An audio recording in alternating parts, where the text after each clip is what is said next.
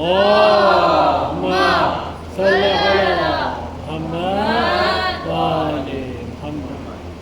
کہتی تھی سکینہ اگر کجل نہ دیکھا، ماں بہن کو بلوے میں نکلنا دیکھا، زندان میں گئی اور تماچے کھائے، اس 4 برس کے سمے کیا کیا دیکھا. نعرہ سلام. اللهم صل على محمد وآل محمد. اللهم صل على محمد وآل محمد. نعرہ سلوات. اللهم صل على محمد وآل محمد. زمانہ بے شک بدل گیا ہے مگر زیادہ بدل گیا. ہر ایک نقطے پہ غور کیجئے، ہر ایک نقطہ بدل گیا ہے. کوئی پجاری ہے شخصیت کا، کسی کو دولت سے ہے محبت، کسی نے کعبہ بدل لیا ہے، کسی کا قبلہ بدل گیا ہے. اور وہ پہلے دوزخ میں رہ رہا تھا، اس کو جنت میں مل گیا گھر. یہ کس نے ڈالی کرم کی چادر جو ان کا خیمہ بدل گیا. اور زمین کرب و بلا پہ آ کر یہ جون سے کہہ رہا تھا سورج، کرم یہ زہرا کے لال کا ہے تمہارا چہرہ بدل گیا. کرم یہ زہرا کے لال کا ہے تمہارا چہرہ بدل گیا ہے.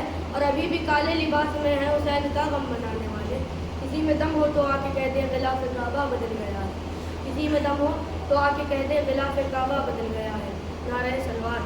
اللهم صل على محمد وآل محمد.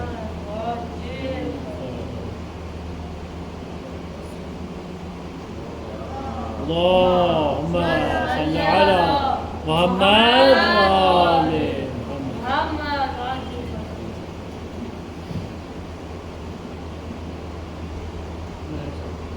اللهم صل على محمد وآل محمد.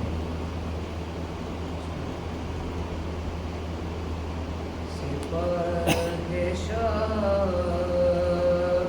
کو سورج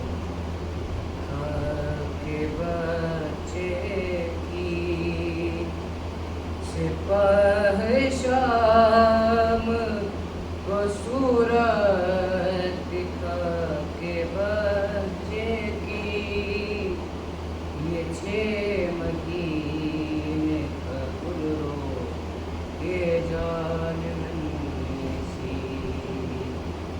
یہ 6 مہینے کا گلرو کے جان منی سی.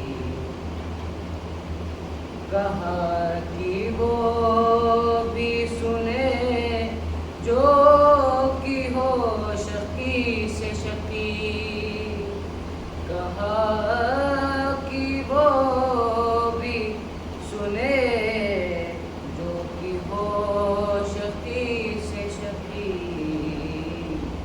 ہمارے ساتھ ہے پامال جو رے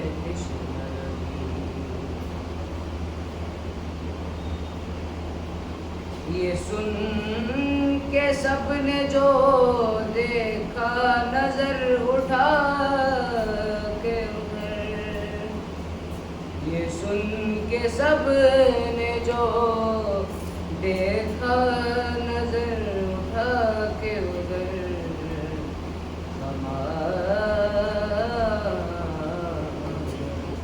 ہمان اتنے میں کھڑکی بپا ہوا شفیع بھی رو دیے دل تھام کر اکثر، شفیع بھی رو دیے دل تھام کر اکثر. گلے یہ تیر لگا، گلے یہ تیر لگا مسکرا دیے صبر. سپاہ شام کو صورت دکھا کے بچے کی، 6 مہینے کا گلرو کے جان سی. کوئی رفیق نہ ہمدم نہ مونی سویا کوئی رفیق نہ ہمدم نہ مونی سویا علی کی تیغ سے بولے امام جن و بشر سپاہ شام کو صورت دکھا کے بچے کی پیچھے مدینے قبول ہو یہ جان ننھی سی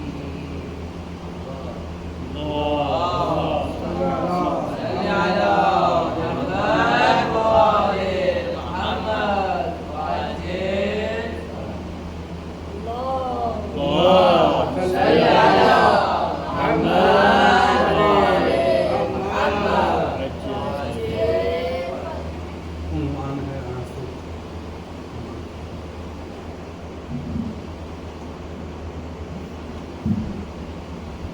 عنوان آنسو ہے کہ مضطرب پلکوں پہ رہتے ہیں ہمارے آنسو. مضطرب پلکوں پہ رہتے ہیں ہمارے آنسو. الفت شاہ میں بہتے ہیں ہمارے آنسو. داستان ظلم کی کہتے ہیں ہمارے آنسو. تانے اغیار کے سہتے ہیں ہمارے آنسو. غم شبیر میں خون بہتا ہے اشکوں کی طرح. فتوے بدعت کے ہیں سیلا میں تنکوں کی طرح. فتوے بدعت کے ہیں سیلاب میں تنکوں کی طرح. اسن کے افسانے ہیں غم ہوتے ہیں جاری آنسو. رنگ لاتے ہیں پسے گری اوزاری آنسو. چہرے ظلم پہ ہے ضربت کاری آنسو. شام کے تخت حکومت پہ ہے بھاری آنسو.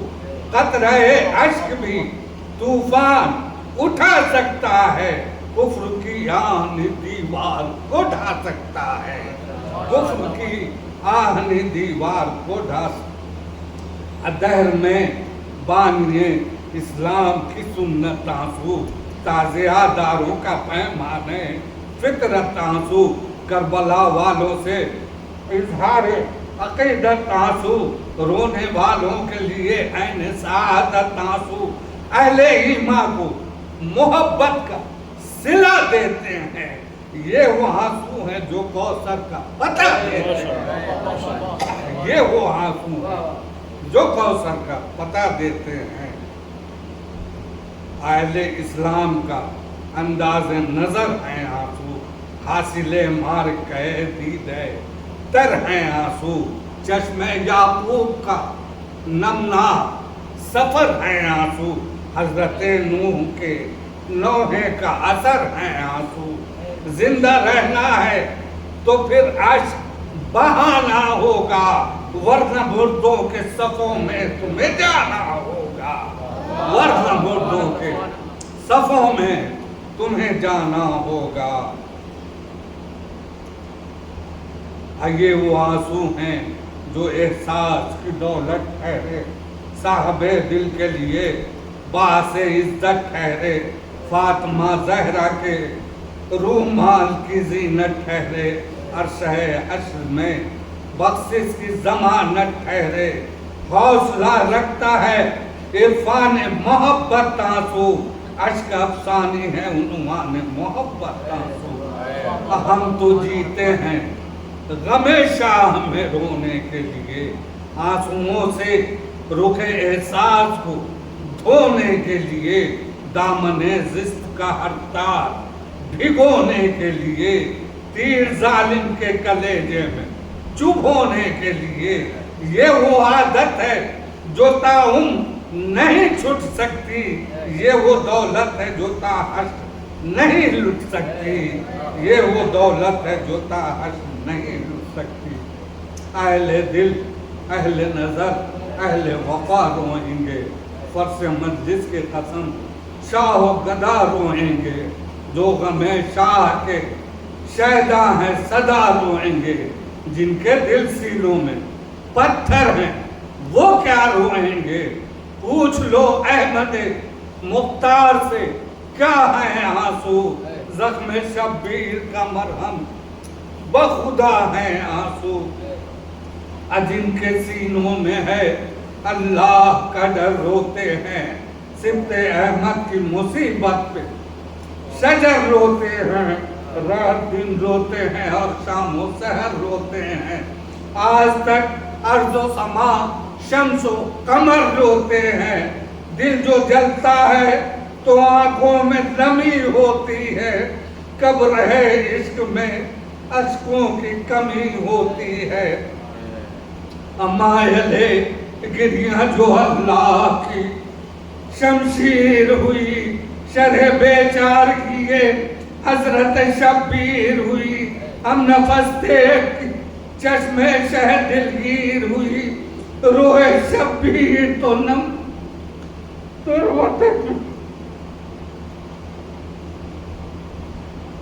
روح شبیر تو نم تربت بے شیر ہوئی، بے کسی اور غریبی کی بھی حد ہوتی ہے، وقت پڑتا ہے تو اشکوں کی مدد ہوتی ہے۔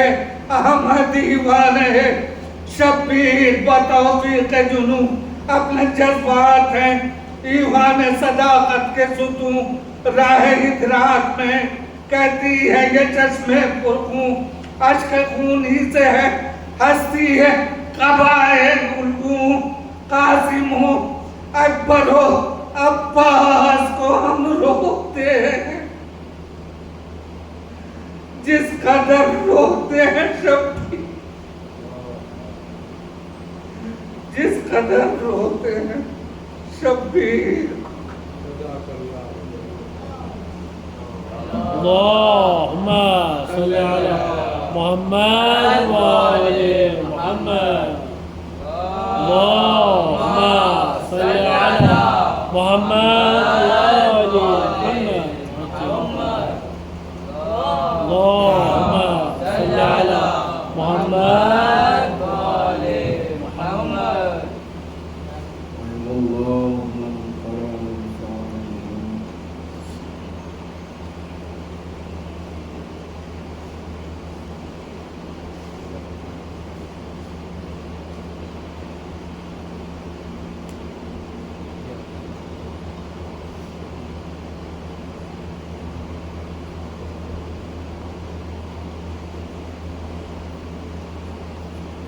لا حول ولا قوة إلا بالله العلي العظيم۔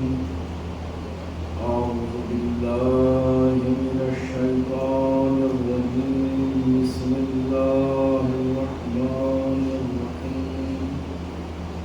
الحمد لله الذي هدانا لهذا وما كنا لنهتدي لولا أن هدانا الله، لقد جاءت رسل ربنا بالحق، الصلاة والسلام على بشير النذير والسراج المنير، العبد المؤيد والرسول المسدد والمصطفى الأمجد، الذي سمي في السماء بأحمد وفي الأرض بأبي القاسم محمد، اللهم صل على محمد وآل محمد، وعلى آله الطيبين الطاهرين المعصومين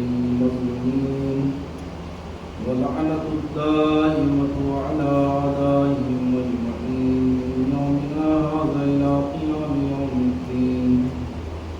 أما بعد، قال الله الحكيم في كتابه الكريم: وجعلنا منهم أئمة يهدون بأمرنا لما صبروا وكانوا بآياتنا يوقنون.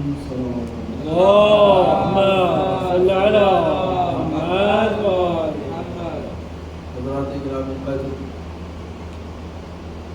قصائے کریمہ کو تلاوت کرنے کا شرف حاصل ہوا۔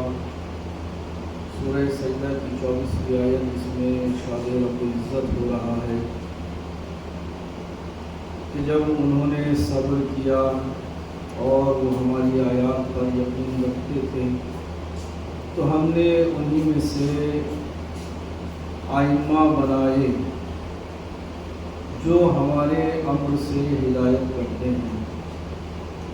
کل کی گفتگو میں نے عرض کیا تھا کہ اللہ نے انسان کو جو خلق کیا ہے اس کو ایک سماجی اور اجتماعی نظام سے نوازا ہے، اور اللہ کا پسندیدہ نظام بھی یہی ہے۔ اللہ روحانیت کی زندگی کو، بیگانگی کی زندگی کو پسند نہیں کرتا بلکہ اجتماعی زندگی کو پسند کرتا ہے، اور بہت سی ایسی عبادات ہیں جو اس بات کی شاہد ہیں کہ یہی زندگی اللہ کی پسندیدہ زندگی ہے، چاہے وہ اسلام میں نماز جماعت کا اہتمام ہو، چاہے حج جیسی عبادت ہو یا جمعے کی عبادت ہو، یہ سب اس بات کی شاہد ہیں کہ اللہ اجتماعی اور سماجی زندگی کو پسند کرتا ہے۔ لہٰذا جب انسان کسی سماج میں، کسی اجتماع میں زندگی گزارتا ہے تو کہیں نہ کہیں اس کے لیے کچھ آداب، کچھ رسوم اور قوانین کی ضرورت ہوتی ہے۔ قانون کس کا ہونا چاہیے؟ تو عقل کا تقاضا یہ ہے کہ پروردگار عالم چونکہ ہمارا خالق ہے، مالک ہے، اس سے بہتر ہماری فطرت کو کوئی نہیں سمجھ سکتا، تو لہٰذا اس دنیا میں اسی کا قانون ہونا چاہیے۔ اب سوال یہ ہے کہ جہاں پہ ایک سماج اور کسی اجتماع کا نظام پایا جاتا ہے تو اس سماج کو چلانے کے لیے کہیں نہ کہیں سیاسی نظام کی ضرورت ہوتی ہے۔ البتہ لفظ سیاست اتنا مجروح ہو چکا ہے کہ جہاں پہ لفظ سیاست آتا ہے تو وہاں پہ انسان کے ذہن میں منفی معنی آتے ہیں، لیکن ایسا نہیں ہے۔ سیاست دو طرح کی ہو سکتی ہے، اگر ہم یہ مان لیں کہ غلط سیاست ہے اور منفی سیاست ہے تو سیاست دو طرح کی ہو سکتی ہے، ایک الہی سیاست ہے اور ایک شیطانی سیاست ہے، ایک ربانی سیاست ہے اور ایک شیطانی سیاست ہے۔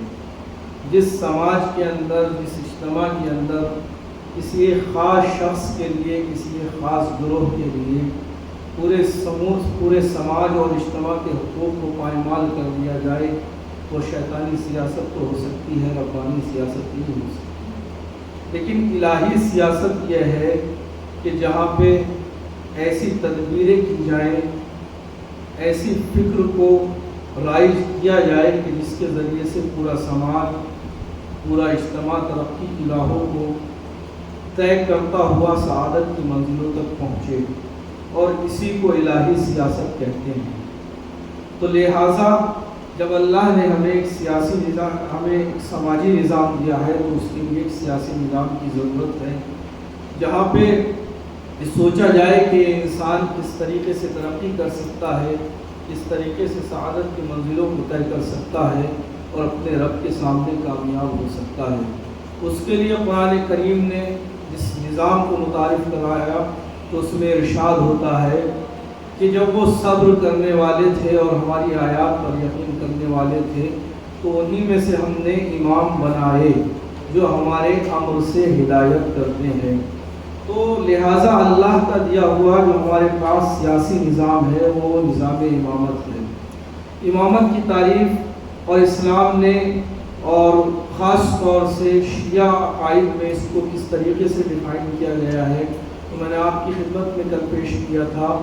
علامہ طباطبائی نے جو اس کی تعریف کی ہے امامت کی، وہ کی ہے یا ریاست العامہ علی امور الدین والدنیا خلافۃ النبی، یہ لوگوں کے دنیاوی اور دینی امور دونوں پر رسول کی جانشینی میں ایک حاکمیت ہے، ایک ریاست ہے۔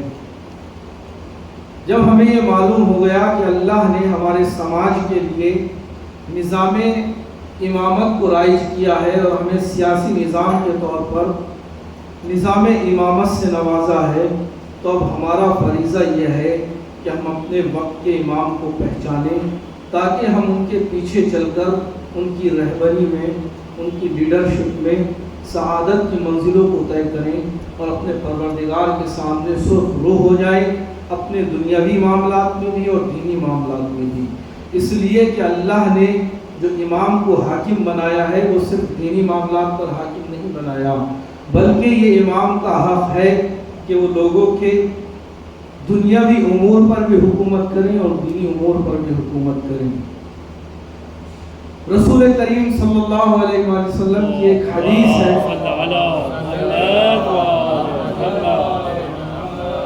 جو یہ بیان کرتی ہے کہ ہمیں اپنے زمانے کے امام کو پہچاننا کتنا ضروری ہے، جس میں آپ نے ارشاد فرمایا من مات ولم یعرف امام زمانہ مات میتۃ جاہلیہ، جو مر جائے اور اپنے زمانے کے امام کو نہ پہچانے گویا وہ جاہلیت کی موت مرا ہے، یعنی اس نے ابھی اسلام کو درک ہی نہیں کیا ہے، وہ ابھی اسلام لایا ہی نہیں ہے، جس نے اپنے زمانے کے امام کو نہ پہچانا۔ اس حدیث کے بارے میں اسلام کے جتنے بھی فرقے ہیں کسی کو کوئی اختلاف نہیں ہے، سب یہ مانتے ہیں کہ یہ رسول کی ارشاد فرمائی ہوئی حدیث صحیح ہے، نہ اس کی سند میں نہ اس کے متن میں کسی کو اختلاف ہے۔ اسلام کے سارے فرقے اس حدیث کو مانتے ہیں اور اپنی کتابوں میں نقل بھی کیا ہے۔ اور آپ اگر غور کریں تو آپ کی خدمت میں عرض کر دوں کہ شریعت کے اندر واجب دو طرح کے ہوتے ہیں۔ ایک ایسا واجب ہوتا ہے کہ جس کو چھوڑنے کے بعد انسان گناہگار تو ہوتا ہے لیکن کفر کی منزلوں میں داخل نہیں ہوتا، مسلمان باقی رہتا ہے، اللہ کے سامنے گناہگار ہے لیکن دائرہ اسلام سے خارج نہیں ہوا۔ لیکن جو حدیث رسول کریم ارشاد فرما رہے ہیں، اگر انسان اس واجب کو چھوڑ دے تو وہ دائرہ اسلام سے خارج ہو جائے گا، صرف خارج نہیں ہوگا، گویا ابھی اس نے اسلام کو درک ہی نہیں کیا ہے۔ امامت ایسا واجب ہے کہ اگر انسان اس کو چھوڑ دے تو گویا کہ وہ دائرہ اسلام میں داخل ہی نہیں ہے۔ اور یہ صرف ہمارے یہاں پہ نہیں ہے بلکہ اسلام کے سارے فرقے اس کو مانتے ہیں، وجوب امامت کے قائل ہیں کہ اللہ نے ہمیں جو نظام دیا ہے اس میں اور جو ہمارے بنیادی عقائد ہیں اس کے اندر امامت ایک امر واجب ہے۔ لہذا اور اس کی ایک دلیل یہ ہے کہ جس طریقے سے امامیہ نے اور شیعہ علماء نے اس بحث کو اپنے کلام کی کتابوں میں رکھا ہے، اسی طریقے سے علماء اہل سنت نے بھی اس بحث کو علم کلام میں رکھا ہے اور بحث کی ہے۔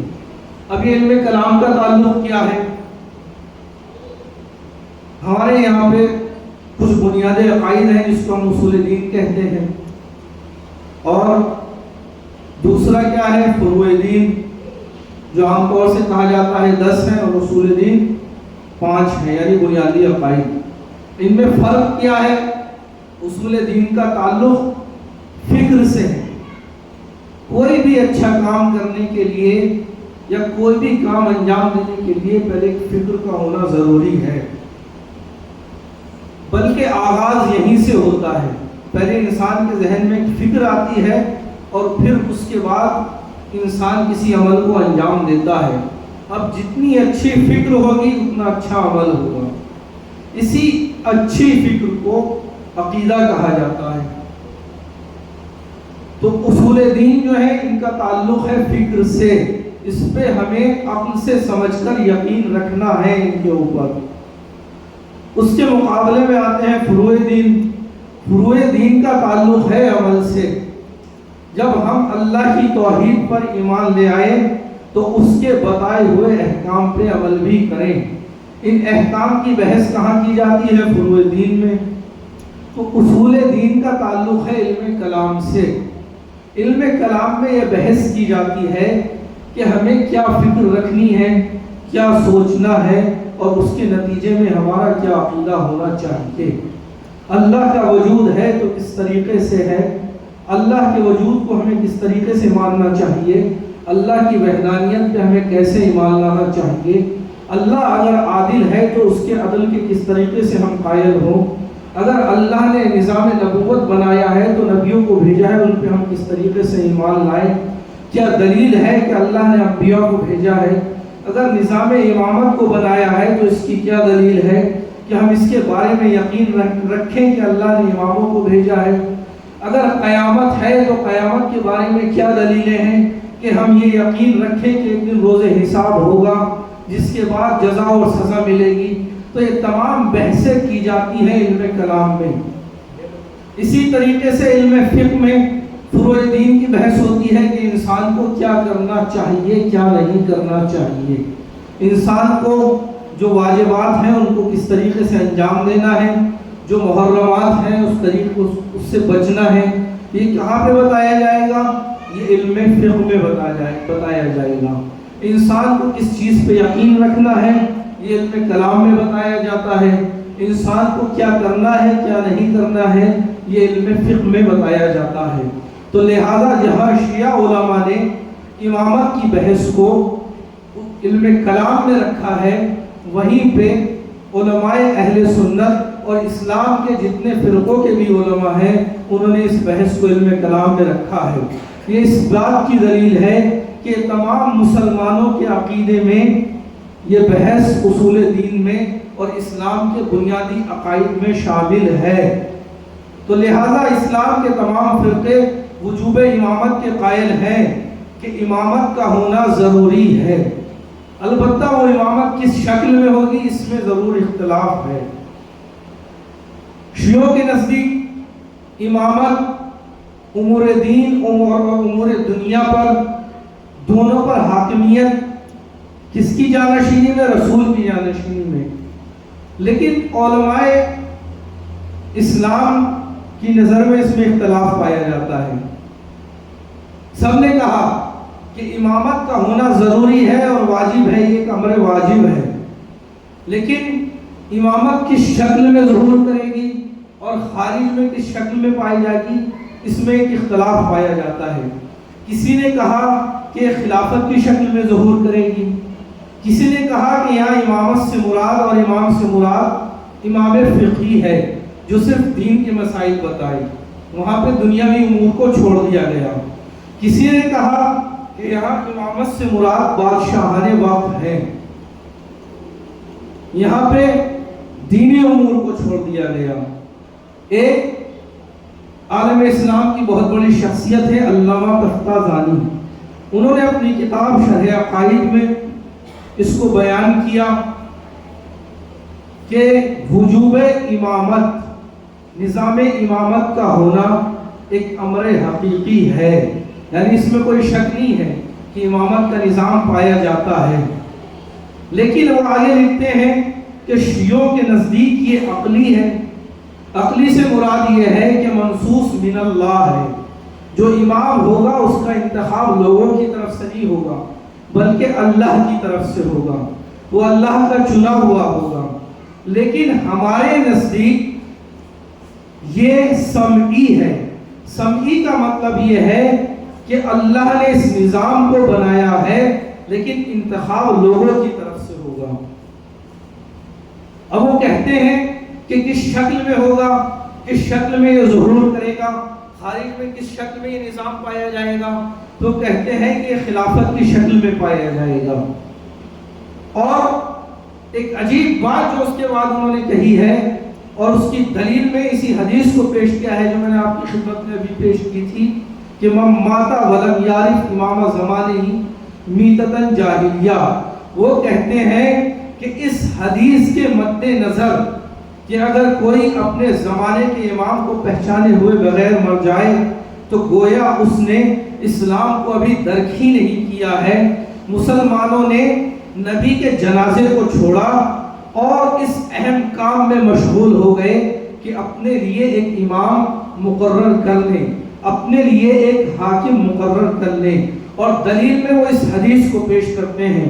میں کہتا ہوں کہ علامہ تفتازانی اگر یہ حدیث آپ کے نزدیک اتنی ہی معتبر ہے کہ اگر کوئی لمحے بھر کے لیے بھی اپنے امام کو نہ پہچانے اور اس حال میں اس کو موت آ جائے تو گویا اس نے اسلام کو درک ہی نہیں کیا۔ اگر آپ غور کریں کہ نبی کی وفات کے بعد جو مسلمانوں کو حاکم چننے میں اور حاکم کا انتخاب کرنے میں وقت لگا ہے وہ 4 دن کا وقت لگا ہے. سب سے پہلے اس مہم کو انصار نے شروع کیا، پھر اس میں اختلاف ہوا. جب خلیفہ اول کو خلیفہ ثانی کو پتہ چلا کہ انصار نے ایک میٹنگ بلائی ہے کہ ایک حاکم کا انتخاب کر لیا جائے، وہ مقام سقیفہ پر پہنچے اور انہوں نے یہ احتجاج کیا کہ رسول نے کہا تھا کہ میرے بعد جو حاکم ہوں گے وہ قریش سے ہوں گے، اور اے انصار تمہاری بہت قربانیاں تو ہیں اسلام کے لیے لیکن تم قریش سے نہیں ہو. بہرحال یہ گفتگو ہوئی اور چند مرحلوں سے گفتگو گزری اور 4 دن کے بعد حاکم معین کیا گیا. تو اب سوال یہ ہے کہ جب رسول نے فرما دیا من مات ولم یعرف امام زمانے ہی کہ اگر کوئی مر جائے اور اپنے زمانے کے امام کو لمحے بھر کے لیے بھی نہ پہچانے اور اس حال میں اسے اگر موت آ جائے تو جاہلیت کی موت مرے گا، گویا اس نے اسلام کو درک ہی نہیں کیا ہے، وہ دائرہ اسلام میں داخل ہی نہیں ہوا ہے. تو میں پوچھتا ہوں علامہ تفتازانی، اگر کوئی ان 4 دنوں میں مر گیا ہو تو اس کی جاہلیت کی موت کا ذمہ دار کون ہوگا؟ میرا پروردگار اتنا غیر ذمہ دار تو نہیں ہو سکتا کہ اپنے مسلمانوں کو اور رسول کی امت کو 4 دن کے لیے بے یار و مددگار چھوڑ دے. ان 4 دنوں میں اگر کسی کو موت آ جائے اور اسے یہی معلوم نہیں ہے کہ ہمارا حاکم کون ہے، ہمارا امام کون ہے، تو اس جاہلیت کی موت کا ذمہ دار کون ہوگا؟ اس کے بعد جیسا کہ انہوں نے کہا کہ امامت ایک امر واجب ہے اللہ کی طرف سے دیا ہوا، لیکن یہ ظہور کرے گا خلافت کی شکل میں. اب اگر دیکھا جائے خلافت کب تک رہی؟ ایک تو خود خلافت خلفائے ثلاثہ سے چلتی ہوئی مختلف نشیب و فراز کا شکار رہی. خلفائے ثلاثہ، پھر معاویہ کا خلافت پہ آنا، پھر اس کو یزید کا ولی عہد بنانا، پھر بنی امیہ کا دور، پھر بنی عباس اور بنی امیہ کی جنگ کا دور. اس نشیب و فراز سے خلافتیں گزری.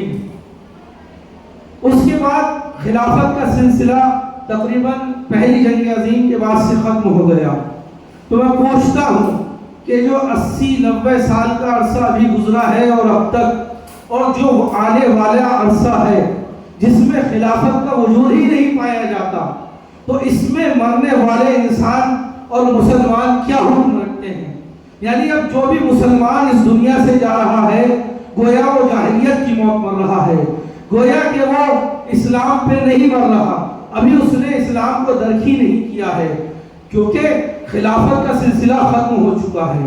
اگر ہم یہ مان لیں کہ امامت خلافت کی شکل میں ظہور کرے گی تو جو 80-90 سال کا عرصہ ہے اور آنے والی قیامت تک کا عرصہ ہے کہ معلوم ہی نہیں ہے کہ ابھی خلافت کا دور پلٹے گا یا نہیں پلٹے گا، اس کا ذمہ دار کون ہے؟ رسول کی وفات کے فوراً بعد وہ 4 دن اور یہ 80-90 سال کا عرصہ جس میں ابھی خلافت کا کچھ عطا پتہ نہیں ہے، تو اس میں اگر کوئی مسلمان مرا تو علامہ تفتازانی کے عقیدے کے مطابق وہ جاہلیت کی موت مرے گا، وہ والی موت مرے گا کہ جس میں اس نے ابھی اسلام کو درک ہی نہیں کیا ہے. تو یہ عقیدہ عقلی عقیدہ نہیں ہے.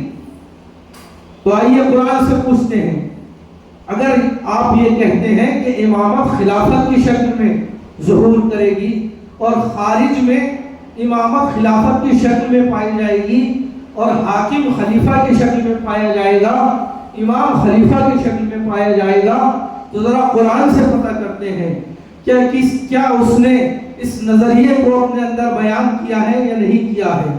قرآن ارشاد فرماتا ہے وَإِذْ قَالَ رَبُّكَ لِلْمَلَائِكَةِ إِنِّي جَاعِلٌ فِي الْأَرْضِ خَلِيفَةً، اور جب پروردگار نے اپنے ملائکہ سے کہا کہ میں روئے زمین پر ایک خلیفہ بنانے والا ہوں، قالوا، تو فرشتوں نے کہا اتجعل فیہا من یفسد فیہا ویسفک الدماء، کیا تو زمین کے اندر اسے خلیفہ بنائے گا کہ جو فساد برپا کرے، خون بہائے، وَنَحْنُ نُسَبِّحُ بِحَمْدِكَ، اور ہم تیری تسبیح و تقدیس کرنے والے ہیں.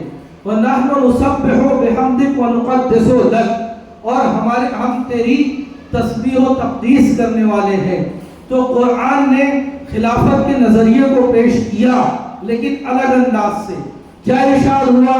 وَإِذْ قَالَ رَبُّكَ لِلْمَلَائِكَةِ إِنِّي جَاعِلٌ، جب پروردگار نے ملائکہ سے کہا میں بنانے والا ہوں روئے زمین پر خلیفہ. اس کا مطلب یہ ہے کہ اگر امامت خلافت کی شکل میں بھی ظہور کرے گی اور خارج میں امامت کا نظریہ خلافت کی صورت میں پائے جائے گا تو وہاں بھی لوگوں کو اختیار نہیں ہوگا کہ وہ اپنا خلیفہ معین کریں، بلکہ یہ اللہ کا حق ہے کہ وہ خلیفہ بنائے ہوئے زمین پر لوگوں کے لیے. صلوات علی محمد و علی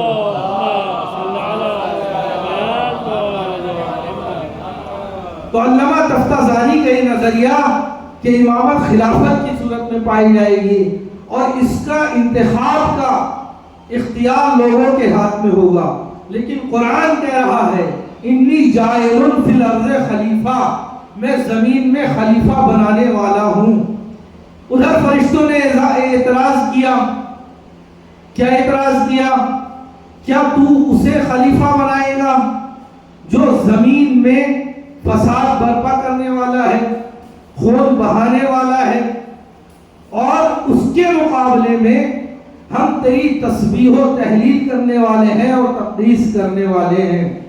ابھی جو فرشتوں نے اعتراض کیا ہے کہ کیا تو اسے خلیفہ بنا رہا ہے جو زمین پر فساد کرے گا اور خون بہائے گا.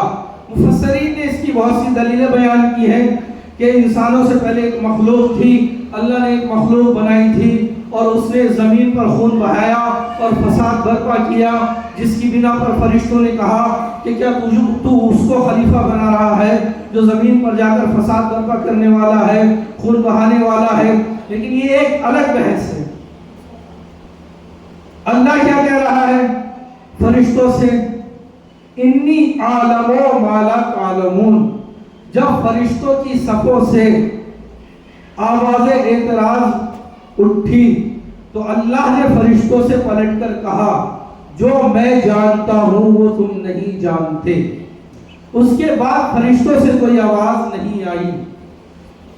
یہاں پہ ایک بات یہ سامنے آتی ہے کہ جب پروردگار کے سامنے انسان کوئی سوال رکھتا ہے، یہاں پہ اللہ نے فرشتوں کا جواب نہیں دیا کہ وہ کیوں خلیفہ بنا رہا ہے، صرف اتنا کہا کہ جو میں جانتا ہوں وہ تم نہیں جانتے. فرشتوں نے پھر پلٹ کر کوئی اعتراض نہیں کیا کہ پروردگار ہمیں دلیل دے، پروردگار ہمیں بتا کہ تو کیوں اس کو خلیفہ بنا رہا ہے، جبکہ ہم تیری تسبیح و تحلیل کرنے والے ہیں، ہم تیری تقدیس کرنے والے ہیں. صرف پروردگار نے اتنا کہا انی عالم ما لا تعلمون، اور فرشتوں نے سر اپنا خم کر لیا پروردگار کی بات کے سامنے. تو ہمیں بھی یہ سمجھنا چاہیے کہ اگر کسی وجہ سے ہم پروردگار کے سامنے اپنا سوال رکھیں اور جواب نہ ملے تو ہو سکتا ہے پروردگار کی کوئی مصلحت ہو. وہ ہماری فطرت سے ہم سے زیادہ آشنا ہے، وہ ہماری عادتوں کو ہم سے زیادہ جانتا ہے، وہ ہمارے مفسدے کو ہم سے زیادہ جانتا ہے، وہ ہمارے فائدے کو ہم سے زیادہ جانتا ہے. اور اطاعت اور عبادت کی منزل بھی یہی ہے کہ اللہ کے سامنے اپنے سر کو تسلیم کر لیا جائے، اپنے سر کو جھکا دیا جائے. تو لہذا اس کے بعد قرآن نے ارشاد فرمایا وَعَلَّمَ آدَمَ الْأَسْمَاءَ كُلَّهَا.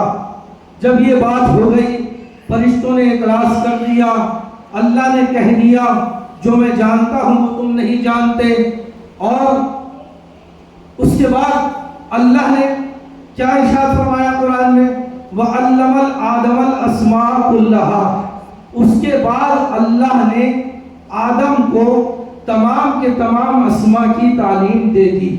اب یہاں پر اسماء پر الف لام آیا ہے جس کے معنی یہ ہوں گے خاص اسماء. بعض مفسرین نے مسلمانوں کے لکھا ہے کہ جو اللہ نے اسماء تعلیم دیے جناب آدم کو وہ اسما تھے کہ جو ہم اپنی روزمرہ کی زندگی میں استعمال کرتے ہیں، جیسے برتنوں کے نام. اب بہرحال اللہ کا اتنا چھوٹا معیار تو نہیں ہو سکتا کہ اللہ برتنوں کے نام سے اپنے کسی نبی کا امتحان لے گا یا فرشتوں کا امتحان لے گا. اور مفسروں نے باقاعدہ نام لکھا ہے کہ اللہ نے چمچ، پلیٹ اور اس طرح کی چیزوں جو انسان اپنی زندگی میں استعمال کرتا ہے ان کے اسما جناب آدم کو تعلیم دیے. لیکن جو اسما کے اوپر یہ الف لام آیا ہے عربی ادب کے حساب سے اس سے معلوم ہوتا ہے کہ کچھ خاص اسما ہیں. وَعَلَّمَ آدم الْأَسْمَاءَ كُلَّهَا. اب یہاں پہ دوسری بات جو نکل کے سامنے آئی، خلیفہ کی صفت کیا ہے؟ سب سے پہلی صفت انی جاعل.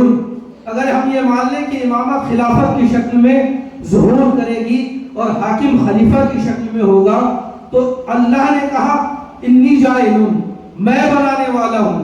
پھر کہا علمہ آدم الاسماء. کس نے اسماء تعلیم دیے؟ اللہ نے. ادھر قرآن کریم میں ارشاد فرما رہا ہے تمام انسانوں کے لیے وَأَخْرَجَكُم مِّن بُطُونِ أُمَّهَاتِكُمْ، اور میں نے تمہیں تمہاری ماؤں کے شکم سے نکالا. کس حال میں نکالا کہ تم کچھ نہیں جانتے تھے. اگر پوری کی پوری نوع انسانیت کی بات کریں اور نوع بشر کی بات کریں تو سب کے سب اللہ کے یہاں سے بغیر علم لیے ہوئے آتے ہیں. سب جاہل پیدا ہوتے ہیں. جو اس کائنات میں آتے ہیں اور تعلیمی سفر کو طے کرتے ہیں تو اللہ کے دیے ہوئے کچھ علم میں سے انہیں حاصل ہوتا ہے. لیکن پروردگار نے جناب آدم کے بارے میں کہا وَعَلَّمَ آدَمَ الْأَسْمَاءَ كُلَّهَا، کہ اللہ نے جناب آدم کو تمام کے تمام اسماء تعلیم دے دیے. تو دو معیار سمجھ میں آئے کہ اللہ جس کو خلیفہ بناتا ہے تو اپنی طرف سے بناتا ہے. انی جاعل فی الارض خلیفہ، لوگوں کو یہ اختیار نہیں ہے کہ وہ خلیفہ بنائے، وہ حاکم بنائے، وہ رہبر بنائے. دوسرا جو مسلمانوں کا حاکم ہوگا، خلیفہ ہوگا، وہ اللہ کے یہاں سے تعلیم لے کر آئے گا. وہ علم لدنی کا مالک ہوگا، وہ اللہ کے دیے ہوئے علم کا مالک ہوگا. وہ اس چیز کا محتاج نہیں ہوگا کہ دنیا کے کسی انسان کے سامنے ضابط ادب طے کرے اور اس کے بعد عالم ہو. اب مرحلہ آگے بڑھتا ہے وَعَلَّمَ آدَمَ الْأَسْمَاءَ كُلَّهَا. اللہ نے جب تمام اسماء جناب آدم کو تعلیم دے دیے وَعَرَضَهُمْ عَلَى الْمَلَائِكَةِ، اور پھر ان کو ملائکہ کے سامنے رکھا. فَقَالَ أَنبِئُوهُم بِأَسْمَاءِ هَؤُلَاءِ، اور فرشتوں سے کہا کہ تم ذرا ان اسماء کو بتاؤ. پہلے جناب آدم کو تعلیم دیے، پھر فرشتوں کے سامنے رکھا، پھر فرشتوں سے سوال کیا کہ ذرا ان اسماء کے بارے میں بتاؤ. فرشتوں نے اپنے علمی محدودیت کا اقرار کرتے ہوئے کہا لا علم لنا الا ما علمتنا. پروردگار ہم تو اتنا ہی جانتے ہیں جتنا ہمیں تو نے سکھایا ہے، جتنی تعلیم تو نے ہمیں دی ہے ہم تو اتنا ہی جانتے ہیں. اس کے بعد اللہ نے جناب آدم سے کہا کہ آدم ان اسماء کو ان کے سامنے پڑھ کر بتاؤ. تو جناب آدم نے ان اسماء کو پڑھا. بہرحال یہ سارا واقعہ پیش آیا. اللہ نے کہا فرشتوں سے کہ جو میں جانتا ہوں وہ تم نہیں جانتے. جناب آدم کو اسماء کی تعلیم دی. الاسماء، خاص اسموں کی، خاص ناموں کی. وَعَرَضَهُمْ عَلَى الْمَلَائِكَةِ، اور ان کو ملائکہ کے سامنے رکھا. ایک ادبی نقطہ یہاں پہ یہ پایا جاتا ہے کہ عَرَضَهُمْ، ان کو ملائکہ کے سامنے رکھا. یہاں پہ ہم کی ضمیر آئی ہے. مسلمانوں کے مفسرین نے لکھا کہ یہاں پہ اسماء سے مراد روزمرہ کی زندگی میں پیش آنے والی ضرورت کی چیزیں تھیں، لیکن یہ ہم کی ضمیر بتا رہی ہے. عربی ادب میں ہم کی ضمیر صرف عاقل لوگوں کے لیے استعمال ہوتی ہے، غیر عاقل چیزوں کے لیے استعمال نہیں ہوتی. تو اس سے معلوم ہوتا ہے کہ ایک تو جن کے اسماء ہیں وہ عاقل ہیں، خاص لوگ ہیں اور جمع میں ہیں۔ بہرحال یہ واقعہ پیش آ گیا، فرشتوں نے سر تسلیم خم کر دیا۔ اس کے بعد کہا گیا ملائکہ سے کہ آدم کے سامنے سجدہ کرو۔ اب جب سجدے کی بات آئی، جہاں پہ اختلاف پایا جاتا تھا، فرشتوں نے اعتراض کیا تھا، سوال کیا تھا، وہاں تک شیطان کی کوئی آواز سامنے نہیں آئی۔ قرآن نے نہیں کہا کہ شیطان نے لوگ اعتراض کیا، لیکن جہاں فرشتوں نے سر تسلیم خم کر دیا، فرشتے اللہ کی کبریائی کے سامنے اور اس کے علم کے سامنے جھک گئے اور اپنے محدود علم کا اقرار کر لیا اور سب نے سجدہ کر لیا۔ اب یہاں سے شیطان کی آواز بلند ہوئی۔ اس کا مطلب یہ ہے کہ جب تک مومنین کے درمیان اختلاف پایا جاتا ہے، شیطان کی آواز بلند نہیں ہوتی، لیکن جیسے ہی مومنین ایک پلیٹ فارم پہ اکٹھا ہو جاتے ہیں، وہاں سے شیطان اپنا کام شروع کر دیتا ہے۔ صلوات پڑھیے۔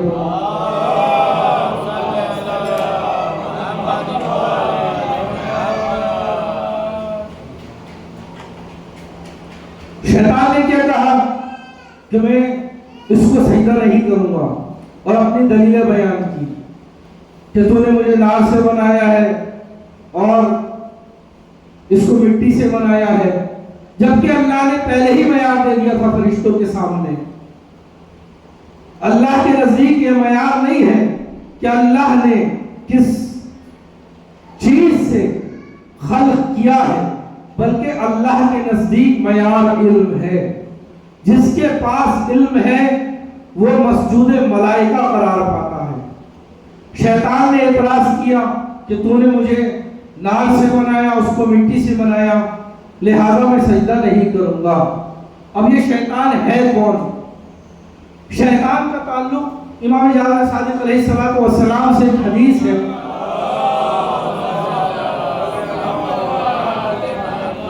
کہ شیطان کا نام حقیقت میں شیطان نہیں ہے، شیطان کا نام حرس یا حارس ہے، اور شیطان ایک صفت ہے جو کسی میں بھی پائی جا سکتی ہے، جیسا کہ قرآن نے جگہ جگہ کہا ہے اور جمع کا صیغہ استعمال کیا ہے شیطان کے لیے بھی۔ اگر شیطان کسی ایک مخلوق کا نام ہوتا تو قرآن میں جمع کا صیغہ استعمال نہیں ہوتا۔ قرآن نے کہا ہے شیاطین الجن والانس، جنات اور انسانوں میں بھی شیطان پائے جاتے ہیں۔ تو شیطان کسی مخلوق کا نام نہیں ہے، ایک مخلوق کا، بلکہ یہ ایک صفت ہے جو کسی کے اندر بھی پائی جا سکتی ہے۔ نام اس کا ہے حرس یا حارس۔ دوسرا آپ نے سنا ہوگا ابلیس، ابلیس بھی شیطان کا نام نہیں ہے۔ ابلیس بنا ہے لباسہ سے، اس کے معنی یہ ہے کہ جو حق کا لبادہ اوڑھ کر لوگوں کو بہکائے اس کو ابلیس کہتے ہیں۔ اب ذرا اپنے معاشرے میں ٹیلی کر لیجئے، اگر کوئی حق کا لبادہ اوڑھ کر ظالموں کی حمایت کی دعوت دے اور ظالمین کے پیچھے چلنے کی دعوت دے تو رحمان کا نمائندہ نہیں ہو سکتا، وہ ابلیس ہو سکتا ہے۔ صلوات پڑھیے محمد۔ تو ابلیس بھی کسی مخلوق کا نام نہیں ہے، بلکہ یہ صفت ہے جو کسی کے بھی اندر پائی جاتی ہے، پائی جا سکتی ہے۔ تو شیطان نے انکار کر دیا۔ اس کے بعد اللہ کے سامنے شیطان نے ایک آفر رکھا کہ پروردگار تو مجھے اس سجدے سے معاف کر دے اور بدلے میں تیری اتنی عبادت کروں گا اور اس طریقے سے عبادت کروں گا جو کسی نے نہیں کی ہوگی قیامت تک کے لیے۔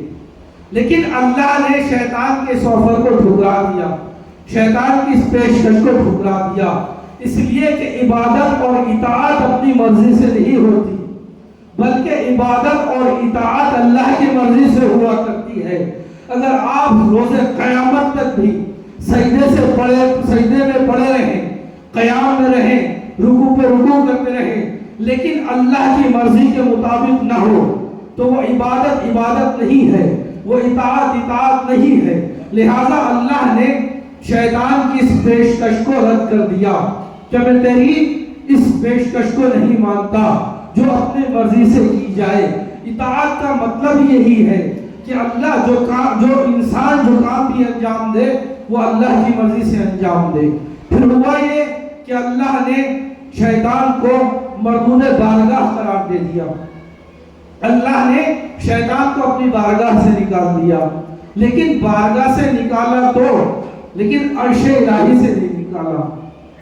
شیطان بارگاہ سے نکلا لیکن عرش پر رہا۔ اس کے بعد چونکہ فرشتوں پر جناب آدم نے فضیلت حاصل کی تھی اور اس امتحان میں کامیاب ہو گئے تھے کہ جو اللہ نے جناب آدم کو اسماء تعلیم دیے تھے، اس کے بدلے میں اللہ نے جناب آدم کو جنت عطا کی۔ جناب آدم کو زمین کی صعوبتوں کے لیے بنایا گیا تھا، زمین پہ بھیجنے کے لیے بنایا گیا تھا، لیکن چونکہ جناب آدم اس امتحان میں کامیاب ہوئے تھے اس لیے اللہ نے ان کو جنت سے نوازا تھا۔ لیکن اس میں ایک شرط لگا دی تھی، ایک قید لگا دی تھی کہ دیکھو یہ درخت ہے، یہ شجر ہے، اس کے قریب نہیں جانا۔ لیکن یہاں پہ شیطان نے جناب آدم سے اپنا بدلہ لیا اور ان کو اس شجر کے نزدیک جانے کے لیے کہا جس کے پاس جانے کے لیے اللہ نے جناب آدم کو منع کیا تھا۔ اور بہرحال نتیجہ یہ ہوا کہ جناب آدم کو جنت سے باہر بھیجا گیا اور نتیجے میں جناب آدم اور جناب حوا کو زمین پر بھیج دیا گیا اور دونوں کو زمین پر الگ الگ اتارا گیا۔ پہلے جنت کا لباس لیا گیا، اس کے بعد زمین کے الگ الگ ٹکڑوں پر الگ الگ خطوں پر دونوں کو اتارا گیا۔ اب جناب آدم بھی اور جناب حوا بھی پریشان حال ہیں، ایک دوسرے کو تلاش کر رہے ہیں۔ تو اس کے بعد جب ایک عرصہ گزر گیا تو اللہ نے فَتَلَقَّى اللَّهُ بِكَلِمَاتٍ، اللہ نے جناب آدم کو کچھ کلمات بتائے کہ اے آدم ان کے ذریعے سے توبہ مانگو تو تمہاری توبہ قبول ہو جائے گی۔ یہ وہی اسماء تھے کہ جن کو بیان کرنے کے بعد اس عالم میں جناب آدم اپنے امتحان میں کامیاب ہوئے تھے، جس کے بارے میں قرآن نے کہا وَعَلَّمَ الْآدَمَ الْأَسْمَاءَ كُلَّهَا، اور اللہ نے جناب آدم کو وہ تمام کے تمام اسماء تعلیم دے دیے۔ تو جناب آدم نے ان اسماء کے ذریعے سے، ان کلمات کے ذریعے سے الہی بحق محمد وانت المحمود، الہی بحق علی وانت الاعلی، الہی بحق فاطمہ وانت فاطر السماوات والارض، الہی بحق الحسن وانت المحسن، الہی بحق الحسین وانت قدیم الاحسان۔ اور آنے والی تمام نسل فاطمہ کے ذریعے سے توبہ مانگی گئی تو اس توبہ کو قبول کر لیا گیا۔ ایک صلوات پڑھ دیجئے محمد۔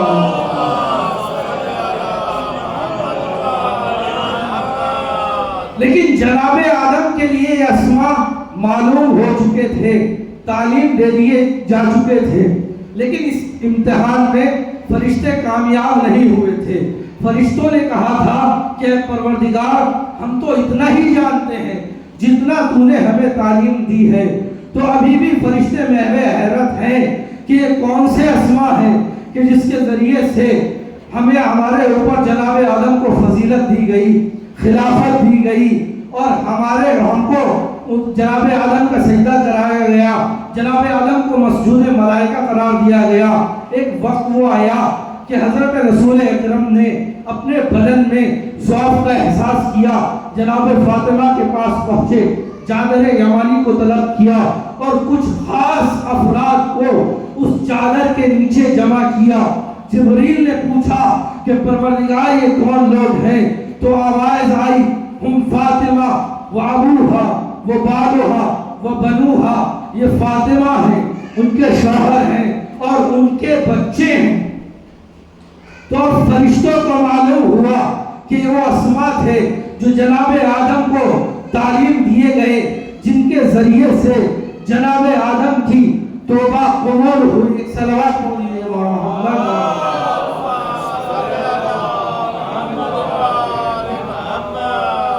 تو یہ معرفت کا مرحلہ ہے کہ اگر انسان معرفت حاصل کر لے، اور ضروری ہے کہ انسان اپنے زمانے کے امام کو پہچانے تاکہ وہ جاہلیت کی موت اس دنیا سے نہ جائے، اس کا شمار دائرہ اسلام میں ہو، اس کا شمار اہل اسلام میں ہو۔ اور عزیزان گرامی قدر، کس طریقے کی معرفت رکھنے والے افراد تھے۔ بس میں نے اپنے عرائض کو تمام کیا۔ شہیدان کربلا میں ایک نام ہے جناب سعید کا۔ جناب سعید کے بارے میں یہ ملتا ہے کہ ابھی جوان ہیں، کوفے کے رہنے والے ہیں، اور ابھی نئی نئی ان کی شادی بھی ہوئی ہے۔ جناب مسلم کی شہادت کے بعد کوفے کے اندر کرفیو لگا ہوا ہے، اور کسی کو اجازت نہیں ہے کہ حکومت کی اجازت کے بغیر کوفے کے اندر آئے یا کوفے سے باہر جائے۔ جناب سعید کی والدہ بازار میں جاتی ہیں کوئی سامان لینے کے لیے، وہاں پہ دیکھتی ہیں کہ کچھ افراد جنگی ساز و سامان کے ذریعے سے تیار ہو رہے ہیں۔ سوال کرتی ہیں کہ کس طریقے کا مجمع ہے، یہ کہاں کی تیاری کر رہا ہے۔ کسی نے بتایا کہ کربلا کے میدان میں فرزند فاطمہ ہے اور یہ لشکر اس کے مقابلے کے لیے تیار ہو رہا ہے۔ اپنے کام کو بھولتی ہیں، گھر میں آتی ہیں، ایک لوٹا بیٹا ہے، نئی نئی شادی ہوئی ہے، بہو سے چھپا کر اپنے بیٹے کو حجرے میں لے کر جاتی ہیں اور کہتی ہے بیٹا فرزند فاطمہ کربلا کے میدان میں گھرا ہوا ہے اور تمہاری مدد کی درکار ہے۔ بیٹا بڑا فرما بردار ہے، کہتا ہے کہ اماں اگر آپ کا حکم ہے اور فرزند رسول کی مدد کی ضرورت ہے تو کوئی وجہ نہیں ہے کہ میں کربلا کے میدان میں حاضر نہ ہوں۔ اسی اثنا میں جناب سعید کی زوجہ اس حجرے میں داخل ہوتی ہیں، ماں بیٹے خاموش ہو جاتے ہیں۔ وہ سوال کرتی ہے گفتگو کے بارے میں، لیکن دونوں خاموش ہیں۔ لیکن اس نے گفتگو کا ایک حصہ سن لیا تھا۔ وہ کہتی ہے کہ میں تمہیں فرزند زہرا کی مدد سے نہیں روک سکتی، لیکن میرے پاس کچھ ہے نہیں جو میں تمہیں دے سکوں اور وہ فرزند زہرا کی مدد میں کام آ سکے، لیکن ہاں میرے یہ زیور ہیں، تم اس کو لے کر چلے جاؤ اور اس سے کچھ سامان لے لو جو فرزند زہرا کی مدد میں کام آ سکے۔ عزیزان گرامی قدر، یہ بامعرفت جوان کوفے سے روانہ ہوتا ہے کسی طریقے سے اور کربلا کے میدان میں پہنچتا ہے۔ یہ طے ہو چکا ہے کہ کربلا کے میدان میں فوج یزید اور امام حسین کے درمیان جنگ ہونی ہے۔ صبح عاشور نمودار ہوتی ہے، ایک حملہ ہو چکا ہے جس میں بنو ہاشم کے کچھ بچے اور جوان شہید ہو چکے ہیں۔ ابھی ظہر کا وقت پہنچا ہے۔ کسی نے کہا کہ مولا نماز کا وقت ہو چکا ہے، نماز قائم کی جائے۔ امام کچھ دیر کے لیے خاموش ہوئے اور پھر اس کے لیے دعا کی کہ پروردگار تم پہ رحمت نازل کرے کہ تم نے اس وقت میں نماز کو یاد دلایا۔ جس شخص نے امام کو نماز کا یاد دلایا تھا وہ جناب زہیر بن قین تھے۔ جناب زہیر بن قین اور یہ جوان جن کا نام سعید ہے، یہ کہتے ہیں مولا آپ نماز کو قائم کیجئے، نماز پڑھیے، ہم آپ کے دفاع میں کھڑے ہوتے ہیں۔ کوئی ڈھال نہیں ہے، ان کے پاس کوئی ہتھیار نہیں ہے، لیکن اپنے سینوں کو ڈھال بنائے ہوئے ہیں۔ امام نماز کے لیے کھڑے ہوتے ہیں، فوج اشکیا کے تمام تیروں کا رخ امام کی طرف ہے۔ امام نے جیسے ہی نماز شروع کی، فوج اشکیا کے تیر آنے شروع ہوئے۔ اب تیر آ رہے ہیں، یہ دونوں جوان تیروں کو اپنے سینے پہ لے لیتے ہیں، ایک تیر بھی امام کے نزدیک نہیں پہنچتا ہے۔ ادھر امام کی نماز تمام ہو گئی، ادھر یہ دو جوان کربلا کی زمین پہ گر جاتے ہیں۔ سعید کے سر کو امام حسین نے اپنی آغوش پہ رکھا۔ اس عالم میں اس قربانی کے بعد بھی سعید امام سوال کرتے ہیں، مولا کیا آپ ہم سے راضی ہیں؟ مولا کہ ہم نے وفا کی۔ امام فرماتے ہیں کہ سعید ہم سے پہلے جنت میں جا رہے ہو، ہاں تم نے وفا کی، ہاں ہم تم سے راضی ہیں۔ میں کہوں گا اے سعید تم نے امام کی نماز ظہر تو ادا کروا دی، ذرا امام کی نماز عصر بھی ادا کرا دیجئے۔ زہرا کا لال ہے، فوج اشتیا میں گھرا ہوا ہے،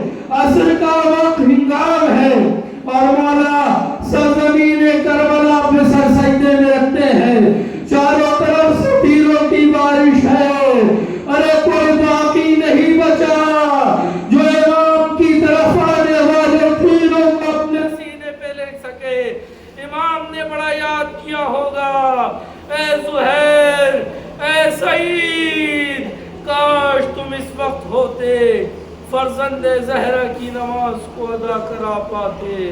الا لعنت اللہ علی قوم الظالمین سیعلم الذین ظلموا ای منقلب ینقلبون. ماتم حسین.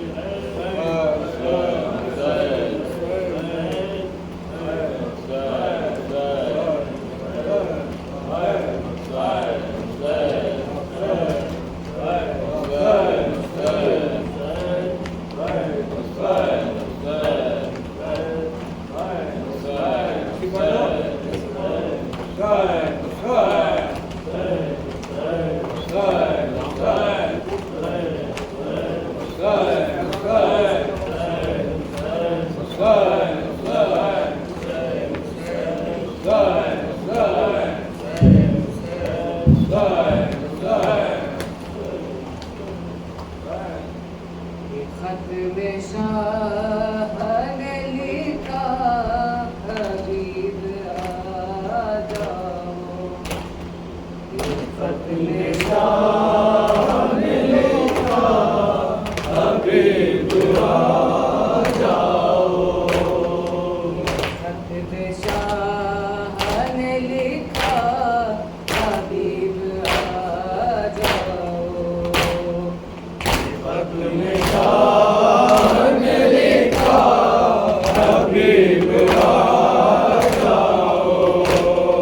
تمہارا دوست ہے تنہا، تمہارا دوست ہے تنہا، حبیب آ جاؤ. ختم شاہ نے لکھا حبیب آ جاؤ.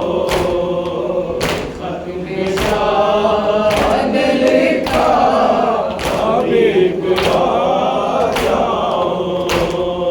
لگاؤ اس سے بھی انداز میری قربت کے، جہاں پہ ابن علی لکھنا تھا وہاں میں نے دیا ہے ماں کا حوالہ، دیا ہے ماں کا حوالہ. حبیب آ جاؤ. ختم شاہ نے لکھا حبیب آ جاؤ. ختم شاہ نے لکھا حبیب آ جاؤ. شہید کیسے ہوا ہو بتاؤ گے آ کر، تمہال مسلم بے کس سناؤ گے آ کر. رقیہ تک کی ہے رستہ، رقیہ تک کی ہے رستہ. حبیب آ جاؤ. ختم شاہ نے لکھا حبیب آ جاؤ. ختم شاہ نے لکھا حبیب آ جاؤ. وہ جب یہ سنتی ہے کوفے سے آ رہے ہیں شقی، تو پوچھتی ہے ہمارا بھی آئے گا کوئی. وہ جب یہ سنتی ہے کوفے سے آ رہے ہیں شقی، تو پوچھتی ہے ہمارا بھی آئے گا کوئی. تمہارا دوست ہے تنہا، تمہارا دوست ہے تنہا، حبیب آ جاؤ.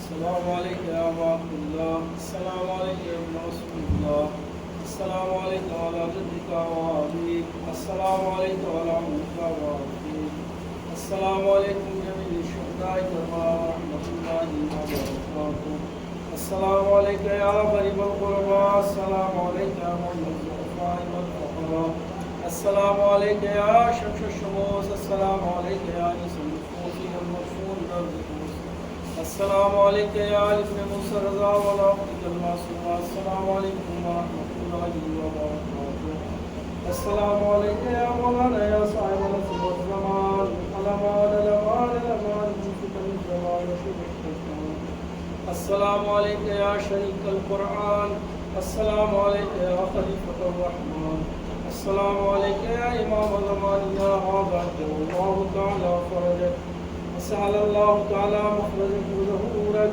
وجعل من أوالك وأنصارك، السلام عليكم ورحمة الله وبركاته.